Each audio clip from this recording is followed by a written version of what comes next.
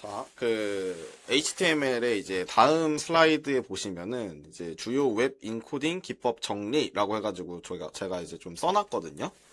이제 요 부분들이 아까 전에 설명드렸던 것처럼 제가 인코딩이 뭐 종류가 여러 가지가 있다. 베이스 64뿐만이 아니라 뭐 URL 인코딩도 있고 목적에 따라서 여러 가지 이제 인코딩 방법이 있다라고 이제 말씀을 드렸었는데 그 웹코트에 보시면 아까 전에 했던 거에 그 2번 슬라이드에 다음 페이지로 넘어오시면 other encoding 해가지고 이제 그 URL 인코딩도 있고 HTML 인코딩도 있고 뭐 UUE 인코딩 뭐 exclusive or 인코딩 뭐 이런 식으로 이제 여러 가지가 있는데 뭐 이거에 대해서 여러분들이 이제 하나하나 이게 뭔지 정확하게 막 이렇게 생각하시기보다는 그냥 목적에 따라서 이런 게 필요하구나. 아까 전에 강사님께서 설명하셨던 것처럼 그런 문제가 있어서 이렇게 해결을 했구나. 요 정도만 이제 짚고 넘어가시면 사실 될 것 같아요.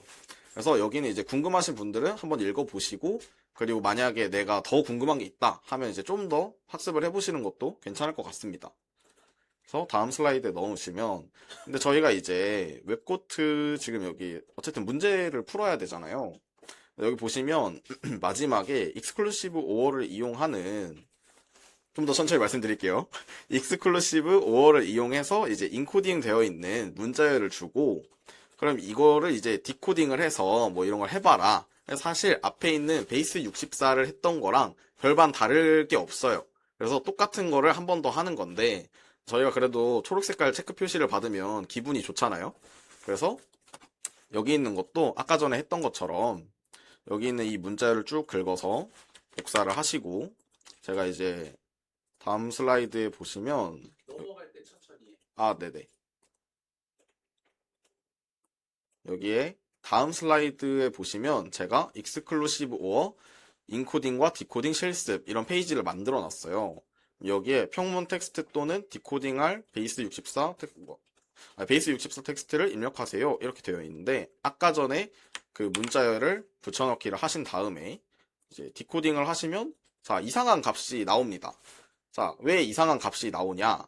이 익스클루시브 오어 같은 경우에는 저희가 이제 예전에 그 베타적 논리합이라는 거에 대해서 배운 적이 있어요. 베타적 논리합에 대해서 배울 때 앞에 보시면 그 진리표 이제 요런 거를 저희가 배웠던 기억이 혹시 나시나요? 네. 저희가 이런 거를 배웠었는데 이런 진리표에 의해서 하는 거란 말이에요. 그러면 당연히 같이 넣어줄 값이 필요하겠죠. 그래서 다음 페이지에 넘어가시면 그래서 키 값이 있는 거예요. 근데 익스클루시브 오어 같은 경우에는 이 키가 언더바입니다. 언더바를 넣고 디코딩을 눌러보시면 저희가 원하는 값을 얻을 수가 있어요. 이거는 그냥 약속 같은 거라고 보시면 됩니다. 그래서 키에다가 언더바를 쓰시고 이제 원하는 문자열을 넣고 인코딩을 하거나 아니면 디코딩을 하면 이제 원하는 값을 얻을 수 있다는 거를 알 수 있습니다. 그래서 여기 있는 데이터베이스 패스워드 이거를 복사를 하셔서 여기다 붙여넣기를 하시고 포스트 디 앤서를 누르시면 자, 축하한다고 또 축하를 받을 수가 있어요. 혹시 여기서 혹시 뭔가 이해가 안 되시는 게 있을까요? 왜 언더바예요? 그냥 그냥 약속입니다. 그냥 저도 이제 이 처음에 키가 뭔지 몰라가지고 이거 왜 안 되지? 이거 뭐 내가 잘못 만들었나? 라고 생각을 했는데 그냥 약속이더라고요. 언더바가 언더바가 키입니다. 그래서 이렇게 익스클루시브 5 같은 경우에는 실습을 진행할 수가 있고요. 자, 여기로 넘어오시면 자, 네 번째 슬라이드로 넘어오시면 이제 저희가 해시라는 거에 대해서 학습을 하게 돼요. 해시 아니구나. 해시가 뭐냐면 저희가 이제 예전에 그 뭐 비밀번호 저장하거나 뭐 이렇게 했을 때 뭐 제가 비밀번호를 뭐 1234라고 이제 저장을 하고 싶어요. 그러면 그걸 데이터베이스에다가 1234라고 저장을 해놓거나 아니 뭐 그냥 파일에다가 저장을 해놓는다고 친다면 그냥 1234라고 저장을 해놨을 때 만약에 서버가 공격을 당해서 이 데이터베이스가 털린다거나 아니면 내가 이 비밀번호 목록을 정리해 놓은 이 파일이 털린다면 그 사람의 비밀번호를 사실 서버가 공개한 거나 다름이 없어지죠. 그러면 보통 사람들은 하나의 비밀번호를 하나의 사이트에서만 쓰는 게 아니라 이제 여러 가지 사이트에서도 사용을 한단 말이에요. 그러면 하나의 사이트에서 그렇게 비밀번호가 털려버리면 다른 사이트에서도 그런 계정 도용이라던가 이런 문제가 발생할 위험이 있기 때문에 이제 해시 함수라는 거를 이용해야 되는데, 이제 해시 함수가 뭐냐면 저희가 이제 비밀번호가 1, 2, 3, 4인 게 중요한 게 아니잖아요. 저희가 이제 확인해야 될 거는 이 사람이 회원 가입을 할 때 설정을 해놨던 값이랑 로그인을 시도할 때 입력하는 값이 같은지만 확인하면 되는 거란 말이에요. 그래서 이제 그런 걸 이제 수학적으로 이제 만들어서 암호화가 아니라 그 해시 함수라는 걸 이제 수학적으로 만들어서 이제 같은 값을 넣으면 항상 같은 그 출력이 나오는 그런 함수를 만들었습니다. 그래서 그러면은 이제 그러면 이 해시 함수만 쓰면 이 비밀번호라는 게 내가 저장을 해놔도 뭐 서버가 공격 당해서 뭔가 털리더라도 안전하겠구나 이렇게 생각을 하실 수도 있어요. 근데 문제는 뭐냐면 이게 같은 값을 넣으면 항상 같은 값이 나온다고 설명을 드렸잖아요.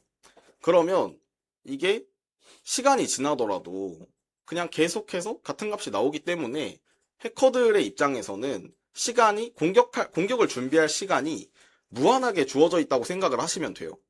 그래서 이제 그 전에 저희가 그 레인보우 테이블, 이제 자주 사용하는 테이블이라던가 이런 거를 미리 이제 파일 같은 거에다가 정리를 해놓고 매핑을 미리 시켜놓는다. 이런 얘기를 드린 적이 있어요. 그게 가능한 이유가 뭐냐면 내가 실제로 공격을 준비할 시간이 너무나 무한하기 때문이에요. 이게 무슨 말이냐? 이 알고리즘은 뭐 해커가 쓸 수 없는 게 아니란 말이에요. 해커도 당연히 이 해시 함수를 이용해서 값을 뽑아낼 수 있습니다. 그래서 계속해서 이걸 준비를 하는 거예요. 이 알고리즘을 브루트포스 하듯이 계속해서 다른 값을 집어넣으면서 테이블을 만들어 놓는 거죠. 이 값을 넣었을 때는 얘가 나오더라. 이 값을 넣었을 때는 얘가 나오더라. 이런 걸 이제 미리 테이블을 준비를 해놓고 그 다음에 그 서버를 털거나 이렇게 했을 때 나오는 이제 그 이미 해시 함수가 적용된 이제 비밀번호 값들이 있을 거 아니에요? 그러면 거기를 이제 테이블을 확인하면서 얘가 뭐인지를 확인하는 겁니다. 이 해시 함수의 특징이 출력을 보고서 이제 입력을 예측하기가 어렵다. 수학적으로. 이런 게 이제 해시 함수의 특징이란 말이에요. 근데 입력을 넣으면 어차피 똑같은 출력이 나오기 때문에 굳이 그걸 이제 역으로 조회할 필요 없이 그냥 테이블을 만들어 놓기만 하면 되는 거죠. 그래서 그런 것만 믿고 그냥 뭐 해시 함수 썼으니까 안전하겠지 라고 생각하시면 조금 위험합니다. 그래서 여기 보시면은 이제 솔티드 해쉬라는 게 있어요. 이게 무슨 말이냐면 뭐 요즘에는 이제 이런 거를 다 금지를 해놨지만 여러분들이 이제 비밀번호로 나는 죽어도 애플이라는 거를 비밀번호로 사용하겠다 라고 생각하는 사람이 있을 수도 있어요. 그런 사람들이 뭐 물론 이제 그 비밀번호 사용하겠다 라고 했을 때 좀 더 안전한 비밀번호를 사용하세요 라고 말하는 것도 하나의 방법이 될 수도 있지만 서버 단에서 그 사용자가 입력한 비밀번호 앞에다가 이제 마치 저희가 이제 요리에다가 이제 소금을 치고 간을 하듯이 앞에다가 서버에서 제공하는 그 솔트라는 값을 문자열을 앞에다 이제 붙여주는 거예요. 그렇게 해가지고 하면은 이제 솔트가 ASD라는 문자가 있어요. 그럼 이제 사용자가 사용하고 싶은 비밀번호가 애플이에요. 그러면 비밀번호로 이제 해시 값의 입력값으로 들어가는 게 이제 ASD 123이라던가 ASD 애플 이런 식으로 이제 ASD라는 솔트가 앞에 붙게 되는 거죠. 그렇게 해서 단순한 비밀번호를 사용하고 싶다고 하더라도 앞에다가 그런 걸 붙여서 이제 좀 더 다른 그런 거를 나오게 할 수 있고요. 여기 제가 이제 만든 슬라이드 HTML 슬라이드를 보시면은 여기에 이제 뭐 알고리즘, 뭐 MD5, 128비트, 뭐 바이트로 치면 16바이트, 16진수 문자열 길이로는 뭐 32자 이렇게 되어 있는데 제가 이거를 왜 썼냐면은 예전에 저희가 그 다른 레드팀에서 발표를 했을 때 어떤 기능 프로그램인지 그걸 써서 알고리즘을 어떤 걸 썼는지 그리고 이제 레인보우 테이블을 이용해서 이 문자열이 뭐였는지 이런 걸 예측하는 실습을 저희가 한 적이 있어요. 그러면 거기서 어떤 알고리즘을 썼는지 이걸 어떻게 알 수 있지? 라고 이제 생각하실 수도 있는데 그게 이제 해시 함수 같은 경우에는 출력의 길이가 정해져 있단 말이에요. 그래서 출력의 길이가 정해져 있으니까 해시의 길이를 보고서 이거를 예측을 할 수가 있어요. 아, 이거는 16진수로 저장이 돼 있는데 32자네? 아, 그러면은 MD5를 썼겠구나. 아니면 40자네? 그럼 샤1을 썼겠구나. 이런 걸 이제 예측할 수가 있어요. 그리고 여기 보시면은, 아, 그런 것 때문에 이제 예측을 할 수 있는 거고, 그 다음에 여기에 이제 보시면 이제 권장 여부, 뭐 상태, 뭐 이런 게 써 있는데, 뭐 여기에 취약, 충돌 발견됨, 이렇게 써져 있거든요. 여기서 이제 말하는 충돌이 뭐냐면은 이게 길이가 정해져 있잖아요. 그러면은 어 예를 들면 경우의 수가 나올 수 있는 출력의 경우의 수가 뭐 네 가지가 있습니다. 근데 입력은 무한하단 말이에요. 이게 무슨 말이냐면 나오는 출력이 뭐 비트 수가 뭐 4비트가 있다고 한다면 2의 4승이니까 16가지의 이제 경우의 수가 있겠죠. 뭐 0000부터 1111까지 4가지 16가지 경우의 수가 있을 텐데 근데 넣을 수 있는 입력의 수는 여러 가지가 무한하게 있으니까 출력의 길이가 너무 짧으면 그 다른 값을 넣더라도 어쩔 수 없이 같은 출력을 갖게 되는 경우가 있어요. 이런 걸 이제 충돌이라고 하거든요. 다른 값을 넣었는데 같은 값이 나오는 거를 이제 충돌이 발생했다. 이렇게 얘기를 해요. 근데 이제 그 해시 함수에 세 가지 특성이 있는데 그게 뭐 역상 저항성, 제 역상 저항성, 뭐 충돌 저항성 이런 게 있는데 이거는 이제 설명을 드리기엔 너무 이제 길어질 것 같고 관심 있으신 분들은 좀 더 찾아보세요. 그래서 이제 충돌이 발생하지 않도록 해야 되는 게 이제 해시 함수가 보장해야 되는 것 중 하나인데 이 MD5 같은 경우에는 이제 출력 길이가 너무 짧기 때문에 그 충돌을 발생하는 경우를 해커들이 몇몇 개를 찾았고 그래서 사용하지 않도록 권장하고 있는 겁니다. 그래서 이것도 좀 읽어보시면서 음, 따로 이제 공부를 해보시면은 좀 더 좋을 것 같고 그래서 여기 보시면은 여기를 이제 원래 여기 해시 이 부분을 저기를 하거든요. 그 뭐냐 실습을 하거든요.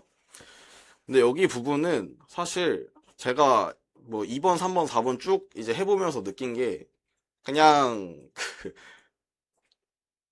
이 해시 함수를 이제 레인보우 테이블을 돌려서 이제 찾는 거란 말이에요. 근데 여기 보면은 뭐그 정도는 해보는 게 좋을 것 같아요. 여기 보시면 아까 전에 출력의 길이를 가지고 이제 어떤 알고리즘을 썼는지 예측을 할 수 있다 이런 말씀을 드렸잖아요.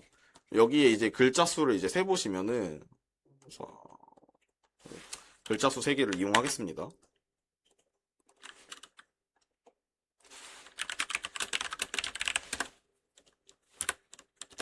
네, 글자 수 3개를 들어가서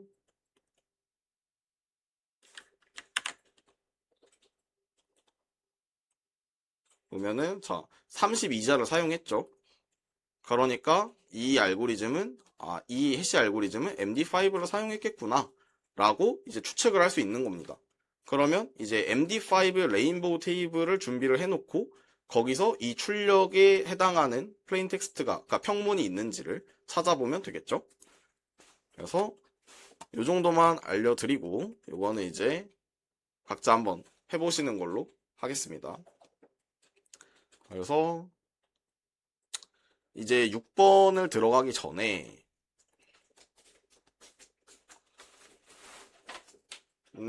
이게 5번에 설명을 다 하고 나면 6번 이제 실습으로 들어가야 되거든요. 근데 이제 앞에는 조금 실습이라고 하기 민망할 정도로 짧았는데 6번은 그래도 여러분들이 해줘야 되는 것들이 좀 있어요. 그래서 지금 이제 시간이 45분이니까 5분 먼저 쉬는 시간을 갖고 이 다음을 하도록 하겠습니다.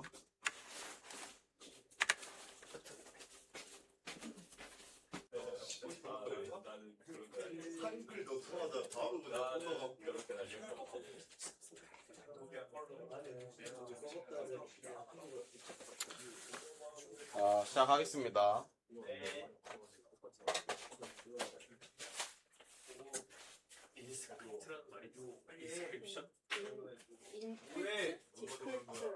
빨리 하란 말이야. 그리고 반대말이 디클. 이성이야? 아니? 쓸 수 있어. 생각보다 쓸 필요까지는 없을 것 같고 앉아서 설명해야겠다.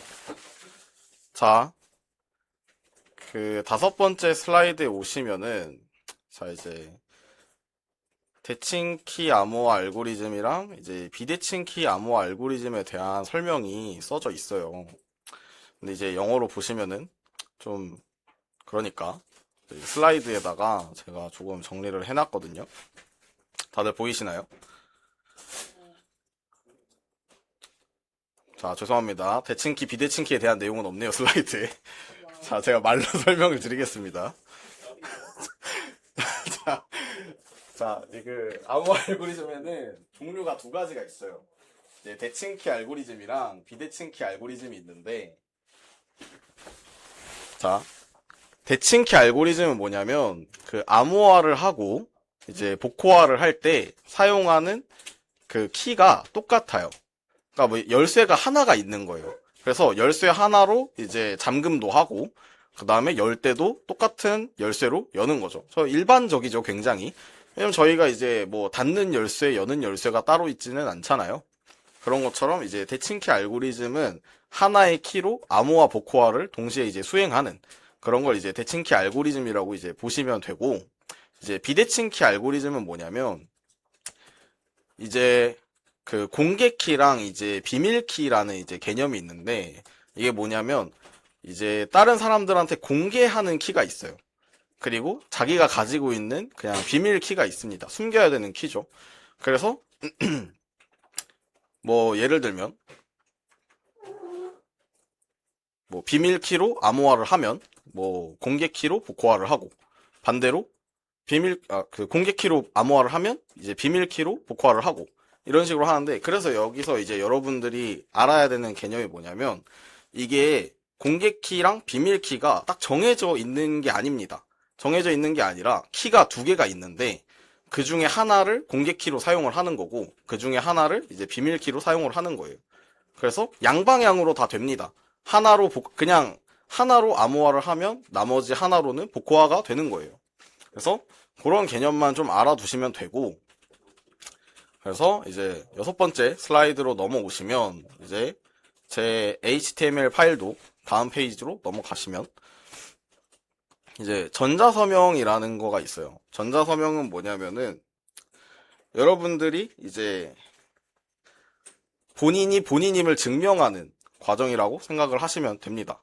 이게 보통은 뭐 누군가 이제 메시지를 보내거나 할 때 그 사람의 공개키로 암호화를 해요.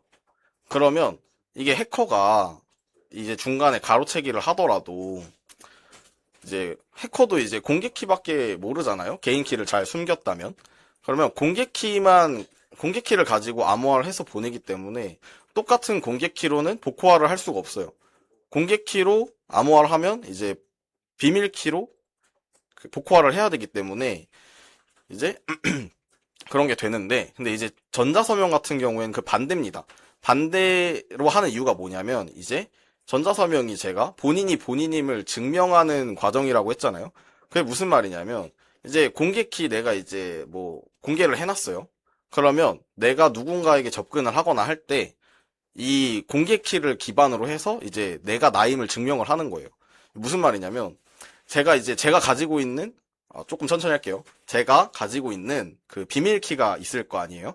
그래서 그 비밀키로 그 약속된 이제 데이터가 있을 텐데 그 데이터를 해시를 돌려서 값을 얻고 지금은 해시에 대해서는 생각하지 마세요. 좀 더 복잡할 것 같으니까 그냥 이제 어떤 값이 있는데 그 값을 이제 저의 개인 키로 암호화를 합니다. 그리고 그거를 내가 나임을 증명하고 싶은 상대방한테 보내요. 그러면 그 상대방은 그거를 이제 암호화된 값을 받아서 이제 그 사람의 공개키로 이제 복호화를 해요. 그럼 이제 공개키로 올려져 있는 사람이 이제 그 사람이기 때문에 만약에 잘 이제 복호화가 된다면 이 사람은 이걸 보낸 사람은 이 사람이 맞구나 라는 걸 이제 알게 되는 거죠. 물론 이제 여기서 좀 더 들어가면은 이제 이 공개되어 있는 공개키가 진짜 이 사람의 공개키인가 하는 그런 게 있긴 한데 그런 거는 이제 개인적으로 조금 더 찾아보시면 좋을 것 같습니다. 그래서 이제 그 다음에 저희가 바로 이제 실습하는 게 있거든요. 그래서 다음 슬라이드를 넘어가시면 이제 실습 따라하기 전자소명 문제 풀이라고 있는데 이게 여기 문제를 보시면 이런 거 좀 넘어가시고 여기에 보시면 begin private key 해가지고 이렇게 쭉 있어요. 이게 저희한테 이제 키를 준 거거든요. 여기서 이 시나리오가 뭐냐면 이게 개인 키로 그 사람이 개인 키로 암호화를 하고 그 받는 사람이 이제 공개 키로 열어서 그거를 이제 증명하는 과정이잖아요. 이제 반대로 말하면 만약에 개인 키를 알고 있다면 내가 그 사람인 척 할 수 있다는 거예요. 그래서 이 지금 보시면은 프라이빗 키를 여기서 이렇게 줬으니까 요거를 이렇게 복사를 하세요. 참고로 여기 이제 그 비긴 프라이빗 키 여기 부분도 다 긁으셔야 됩니다. 복사를 하시고 그다음에 이제 그 CMD가 아니라 이 터미널을 열어서 쉘을 열어서 vim 해서 프라이빗 키라고 이제 적을게요. 좀 작은 것 같은데 이거 늘리는 게 이렇게 쓰시면 되거든요. 그냥 홈 디렉토리에서 하셔도 됩니다. private key라고 적어주세요. private.key입니다. 다 되셨나요? 들어가셔서 저는 이제 앞에서 했었어가지고 이렇게 되어 있는데 이거 그냥 제가 이거 긁은 거 여기다가 이제 붙여넣기를 한 거거든요. 그래서 이거를 붙여넣기를 해주세요. 붙여넣기 다들 되셨을까요? 다 되셨으면 다음으로 넘어가겠습니다.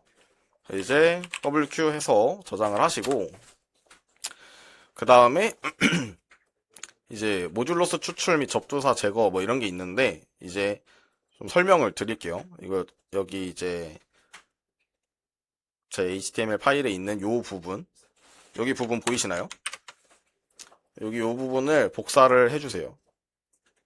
그 다음에 여기 이제 붙여넣기를 하시면 이렇게 이제 나오겠죠. 혹시 안 되시는 분 있나요? 붙여넣기가 안 된다 하시는 분?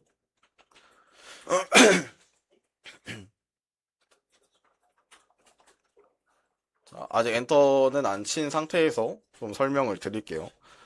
보시면은 오픈SSL 해서 뭐 RSA, 뭐 -in, private key 뭐 이런 식으로 있는데 설명을 좀 드리면 오픈SSL이라는 이제 도구를 가지고 암호화를 할 건데 이제 RSA 암호화를 하겠다 이렇게 써져 있는 겁니다. 그 다음에 이제 그럼 키 값을 넣어줘야 되거든요. 근데 키 값을 이제 그 따옴표를 해가지고 직접 넣어주는 방법도 있는데 그 방법이 아니라 이제 아까 전에 저희가 VIM 해가지고 이제 프라이빗 조금 느리게 할게요. VIM을 해서 이제 프라이빗 키를 만들고 그 안에다가 이제 이 문제에서 준 프라이빗 키를 이제 넣어놨잖아요. 그래서 그 파일에 있는 걸 넣어주겠다. -in 옵션이 그런 의미입니다. 그렇게 해서 모듈러스 -no out 이렇게 써져 있는데 이 모듈러스는 이 이제 문제에서 준 이 프라이빗 키에 그 여러 가지 그 요소들이 있거든요. 그 중에서 저희가 찾아야 되는 게 모듈러스예요. 이게 그 암호학에 대해서 조금 이제 공부를 해보시면은 그 이 암호화라는 게 이제 굉장히 큰 소수 두 개를 가지고 이제 그거 두 개를 곱해서 그게 이제 다시 이제 약분하기가 어렵다. 뭐 이런 거를 이용하는 거거든요.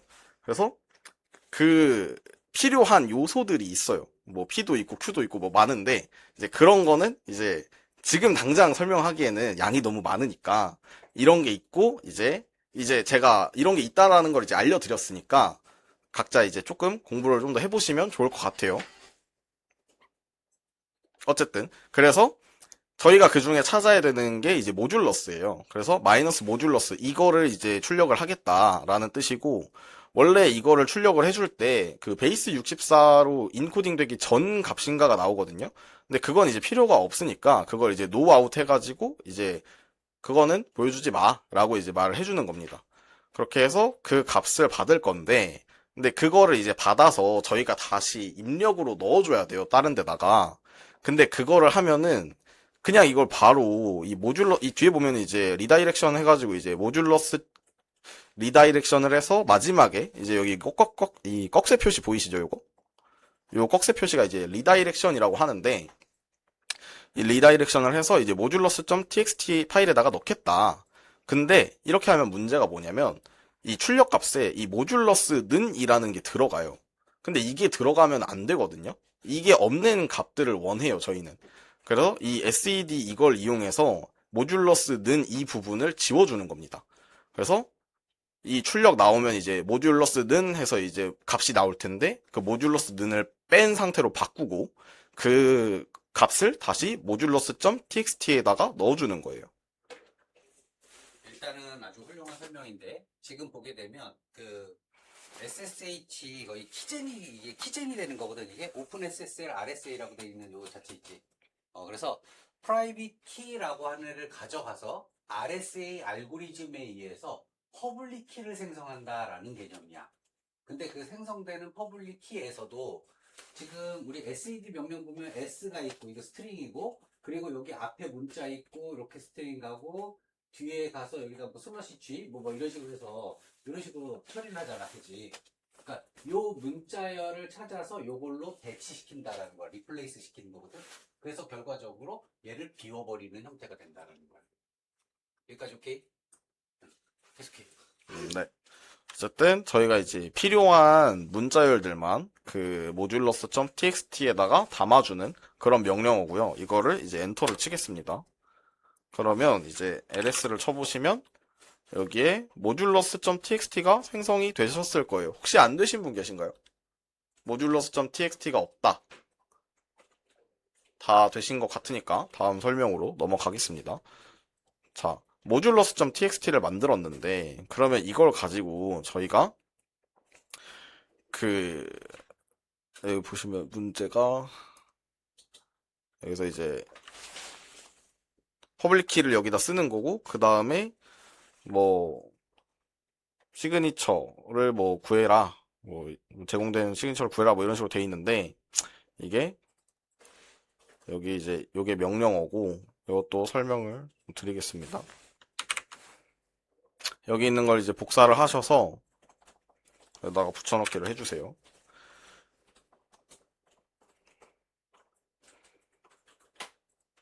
다들 되셨나요? 붙여넣기를 하셨으면 제가 설명을 드리겠습니다. 저희가 이제 모듈러스.txt를 만들었잖아요.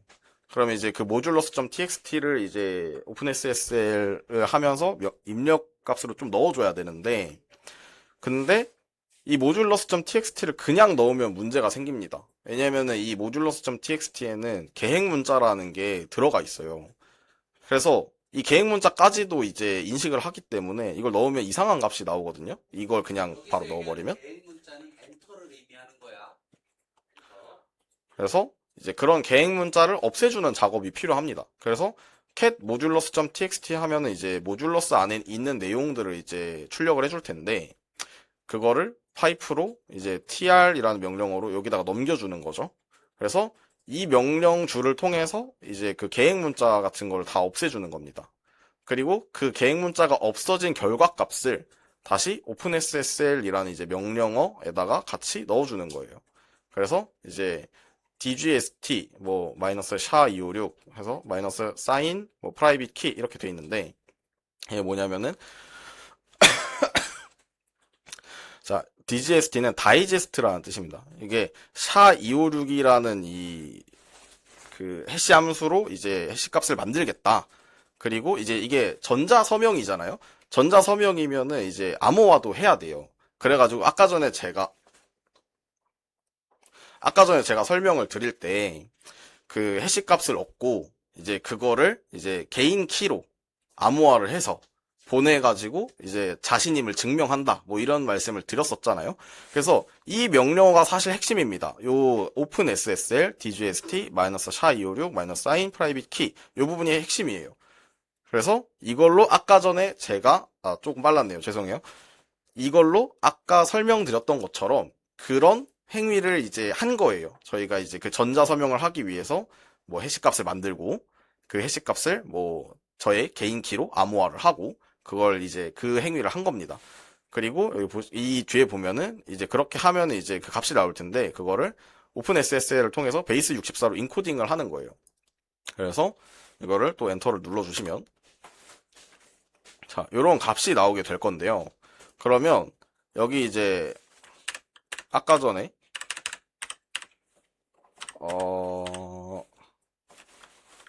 그냥 저기 하겠습니다.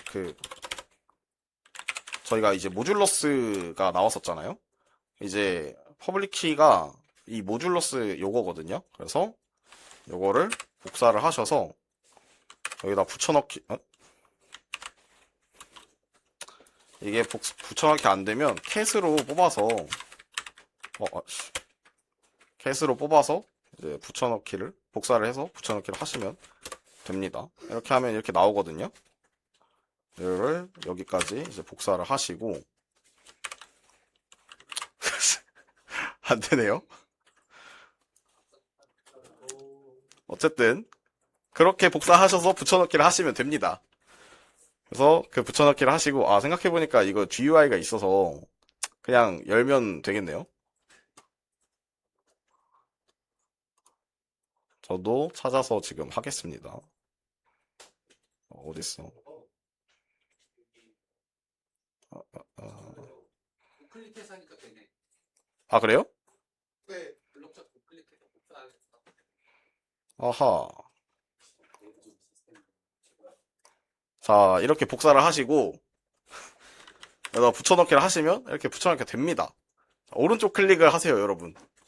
오른쪽 클릭을 하셔서 선택 영역 복사하기를 누르시면 복사하기가 됩니다.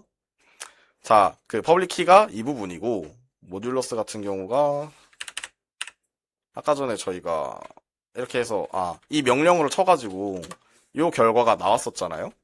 그래서 여기 있는 요 부분을 이렇게 끌어서 여기도 마찬가지로 우클릭해서 복사를 하고 붙여넣기를 하신 다음에 이제 포스트 D 앤서를 누르시면 축하를 받을 수가 있습니다. 이게 약간 전자 서명을 하는 과정에 대해서 저희가 이제 했던 거고요.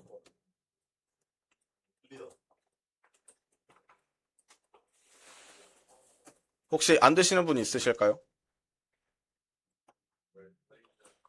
다 축하 받으셨나요? 넘어가겠습니다, 그러면. 자.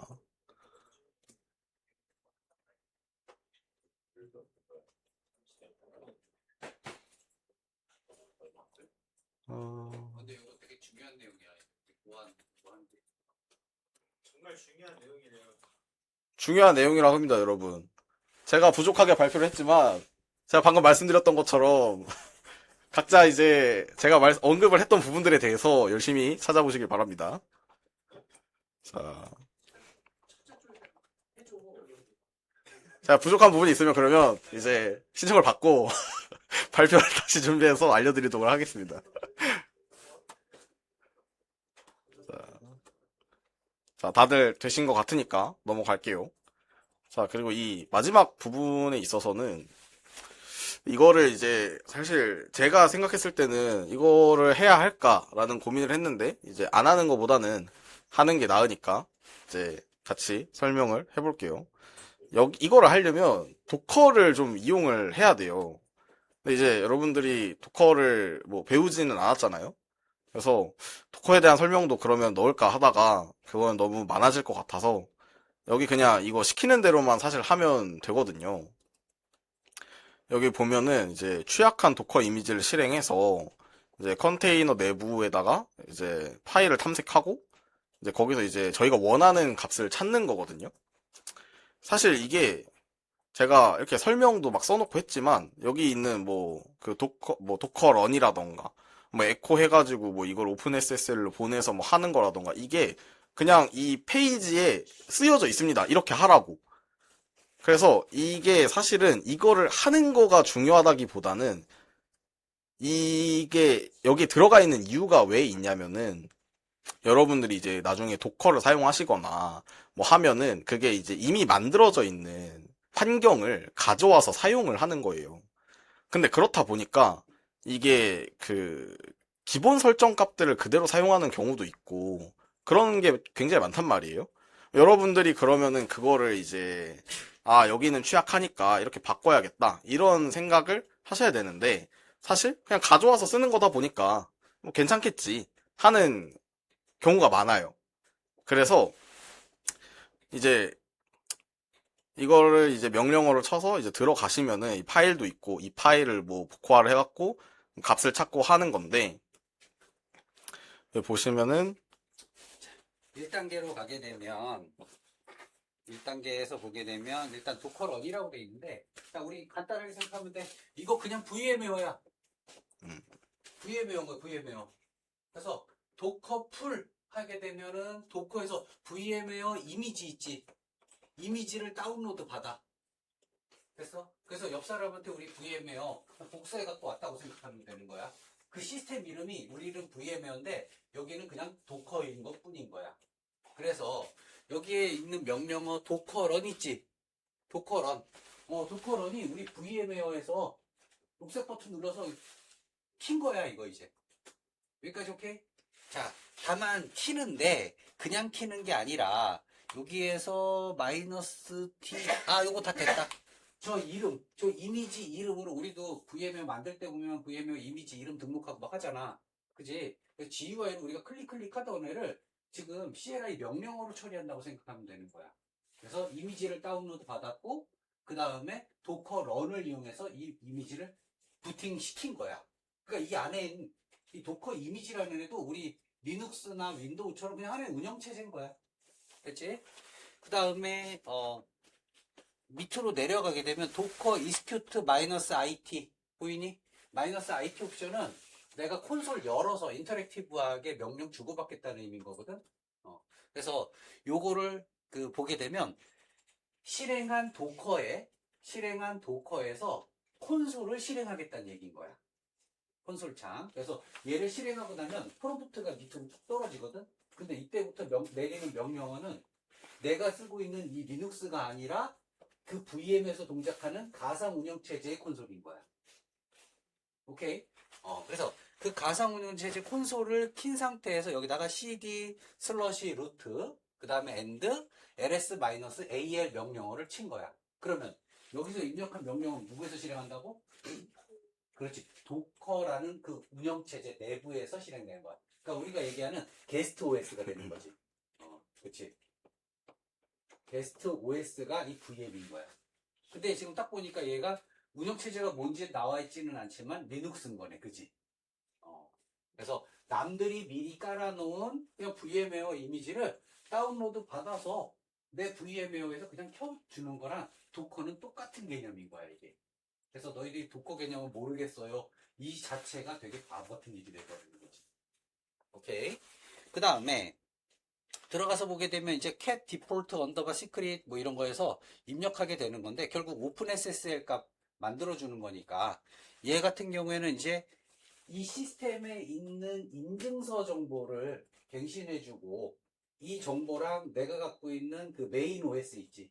메인 OS하고 인증서를 갱신하는데 요거는 이제 차후에 우리가 2차 프로젝트 끝나고 3차 프로젝트 넘어가게 되면 인증서 로그인 방식을 쓸 거야. 지금 우리가 아이디 패스워드를 입력해서 인증해서 이제 접속하는 방식이잖아. 근데 이제 조만간에 우리가 이게 끝나게 되면 인증서를 서로 주고받는 거야. 그래서 다음부터는 인증서 갖고 들어가 버리면 얘 예전에 접속했던 걔구나 라고 해서 바로 인증을 해버리는 방식인 거야. 그래서 이제 조금 더 고차원적으로 넘어가기 위한 과정인 거고, 그래서 얘 같은 경우에는 이제 에코에서 저 값들 쭉 던져서 오픈 SSL에서 인크립트 시키는데 AES256 CBC 요거 좀 구형이긴 하지만 우분투 이런 친구들이 쓰는 방식인 거거든. 여기에다가 키 값을 집어넣어 줘 버리는 거야. 그러니까 인증서 배포의 개념이라고 보면 되겠지. 그래서 인증서 배포하고 4단계 내려가게 되면 도커 스토미, 우리가 이니트 제로 치거나 종료 버튼 누르는 거랑 똑같은 거고, 그리고 그 이미지 그 이제 실습이 끝나고 나서 도커 RM 있지. 이게 딜리트인 거야. 우리가 메이지 들어가서 딜리트 프롬 디스크 있잖아. 그거 입력하는 거랑 같은 개념인 거야.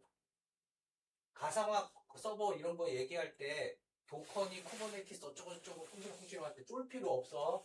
다 똑같은 개념이야. KVM을 쓰던 하이퍼V를 쓰던 오라클 VDI를 사용하던 얘네들은 모두 다 같은 개념이다. 그래서 오히려 너희들 지금 ESXi 쓰고 젠 서버를 쓰는 게 더 신기한 거야. 그러니까 우리가 알고 있는 것보다 조금 더 로우 레벨의 그 개발자 애들 운영체제 설치하고 못하는 애들 쓰라고 만들어 놓은 거란 말이야. 이런 거에 쫄 필요 없어. 오케이?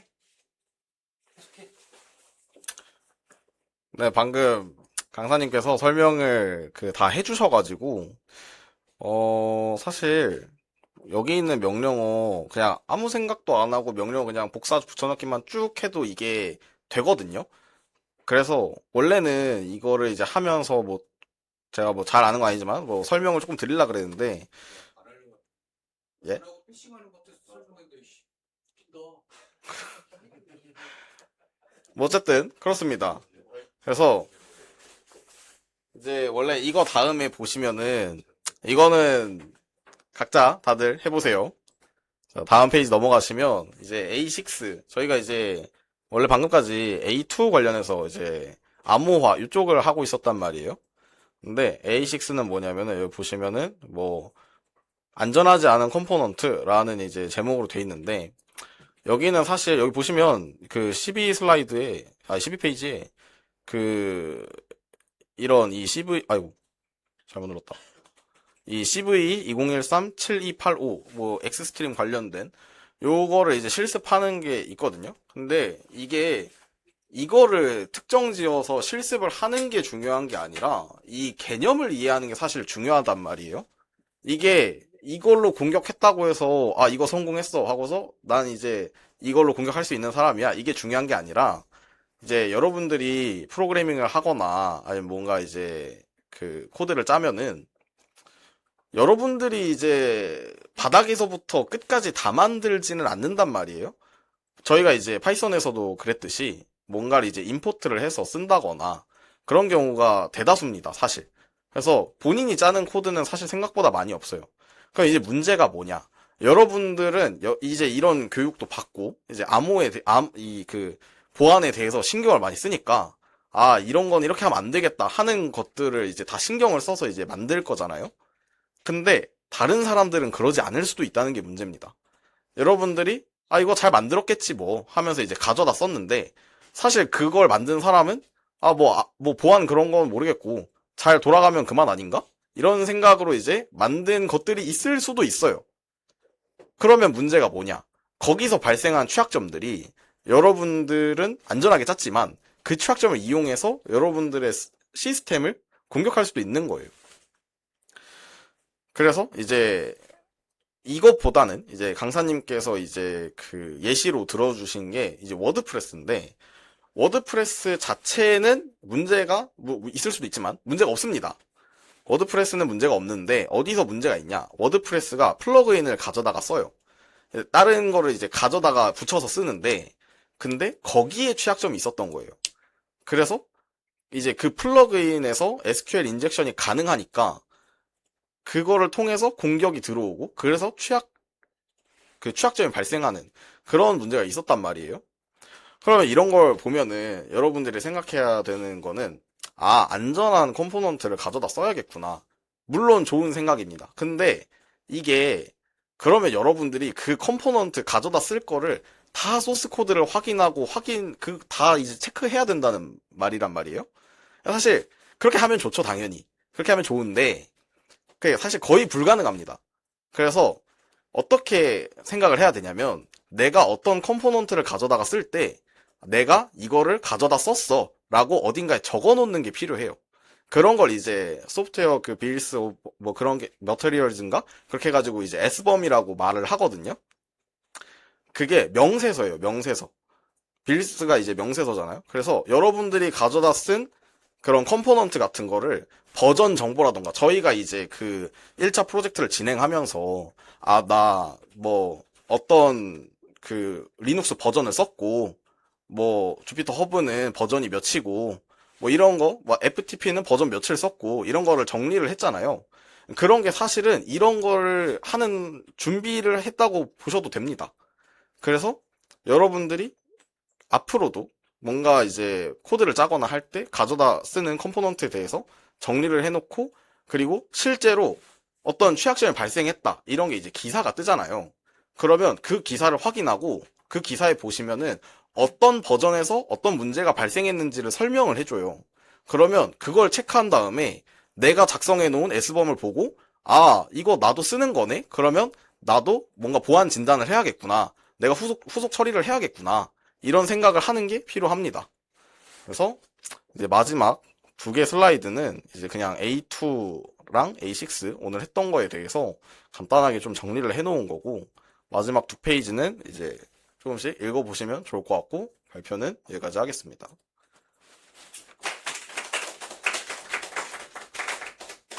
하시고 준비 상태를 다 확인하고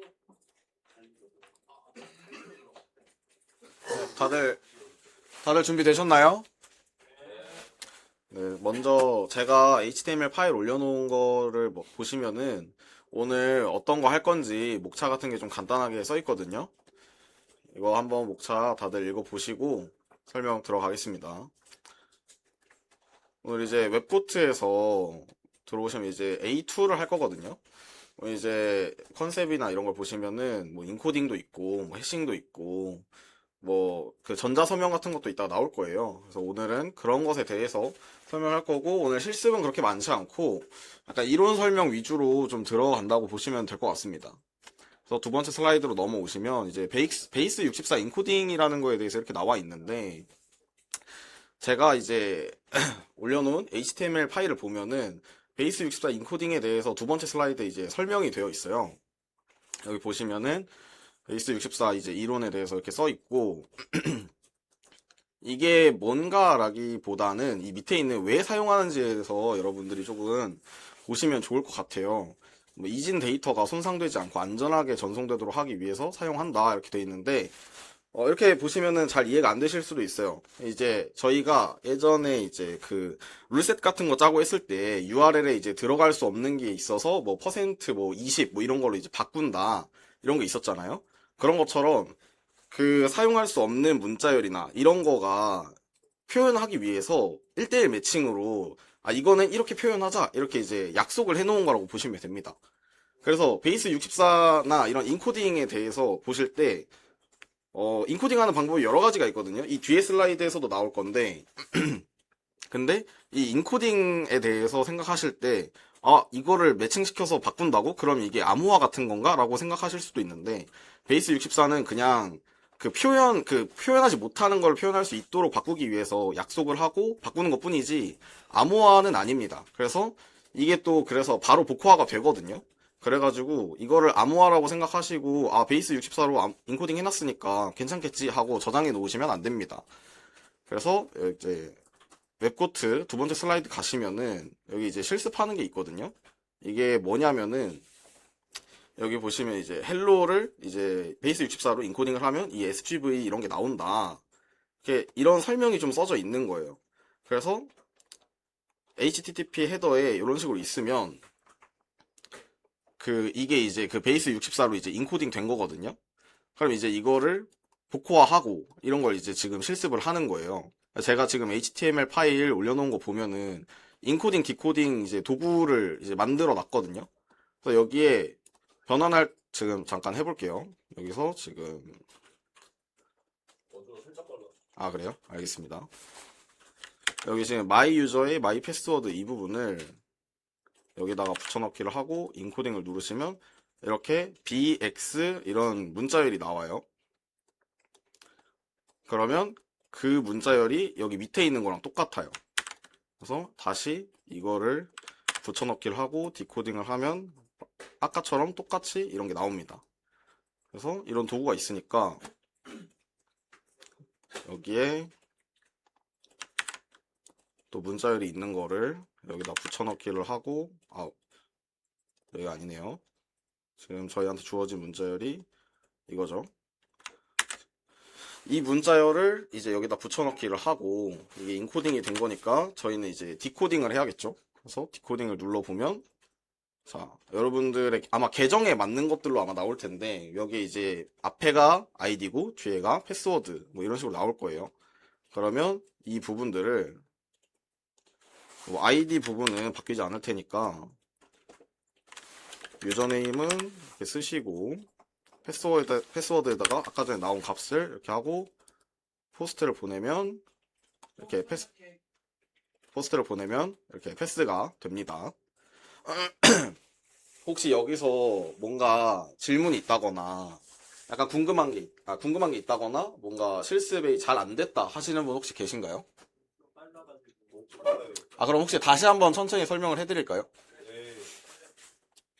자, 베이스 64 이제 인코딩이라는 게 있는데, 인코딩은 뭐냐면 여러분들이 이제 사용하는 뭐 프로토콜이나 뭐 이런 거에 따라서 그 사용할 수 없는 문자열이라던가 뭐 이런 게 있어요. 예를 들면은 저희가 이제 예전에 그 퍼플팀에서 실습을 할 때 그 룰셋에서 URL 관련해서 짤 때 들어갈 수 없는 문자가 있어서 그거를 %20이나 %30 뭐 이런 걸로 이제 바꿔서 쓰여져 있었던 게 있었거든요. 이제 기억하실지 모르겠지만 그런 식으로 이제 바꿔서 써져 있는 게 있었고, 그때 그거를 누가 그래서 질문도 했었고, 그때가 발표자가 은수였던 것 같은데 설명도 해줬었어요. 이게 사용할 수 없는 문자가 있어서 이렇게 바꾼다, 그런 얘기가 있었는데, 그때 그런 게 이제 인코딩입니다. 그래서 URL에서도 이제 그 URL 인코딩이라고 이 뒷 슬라이드에 보면은 그런 것도 써져 있어요. 인코딩의 종류가 이 뒷페이지에 있거든요. 그래서 이게 1대1 매칭이라서 그냥 뭐 예를 들면은 뭐 A는 X라고 바꾼다 하면은 그냥 단순하게 생각해 봤을 때 그럼 반대로 X가 있으면 A로 바꾸면 되겠네? 라는 생각이 들잖아요. 그래서 이거는 내가 사용할 수 없는 거를 다르게 표현해서 이제 사용할 수 있게 바꾸는 것 뿐이지 암호화가 아니에요. 그래서 내가 어떤 데이터를 베이스 64로 인코딩을 해놨습니다. 그러면 이제 여러분 인간이 보기에는 이거를 알아볼 수가 없어요. 그래서 이게 암호화가 됐다라고 이제 착각하실 수도 있는데, 근데 그게 이제 이렇게 약속이 이미 되어 있는 것들이기 때문에 디코딩이 엄청 쉽거든요. 그래서 여기 지금 이 HTML 제가 만든 도구에도 간단한 실습 도구가 들어가 있는 걸 보시면 알 수 있지만, 이게 그 복호화가 너무 쉬워서 암호화라고 볼 수는 없습니다. 그래서 이거를 해놨다고 해서 뭐 안전하겠거니 라고 생각하시면 안 될 것 같고, 근데 조금 생각해 보시면 좋은 거는 저희가 이제 룰셋 같은 걸 짜거나 할 때 뭐 예를 들면 뭐 SQL 인젝션을 막고 싶으면 뭐 꺽쇠가 있거나 꺽쇠란다.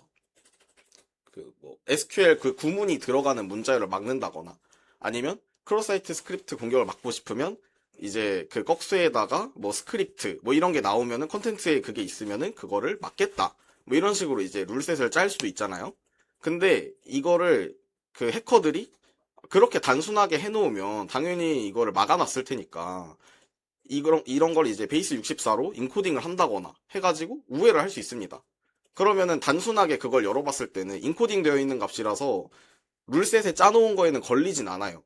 근데 그게 서버에 도착했을 때 그걸 이제 디코딩을 하기 때문에 디코딩이 되고 나서는 그게 이제 해커가 원하는 동작을 할 수도 있게 되는 거죠.